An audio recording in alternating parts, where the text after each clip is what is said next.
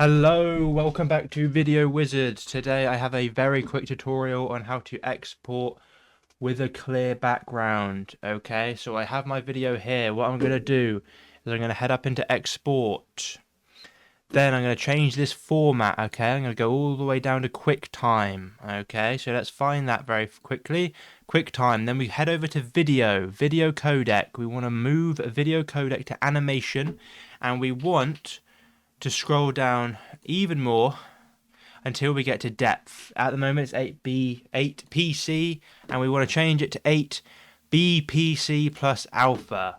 Okay, and then all we do is export it. Alright, and now we have this one in the timeline. We're going to see if it came through transparent. Okay, let's drop it on the top.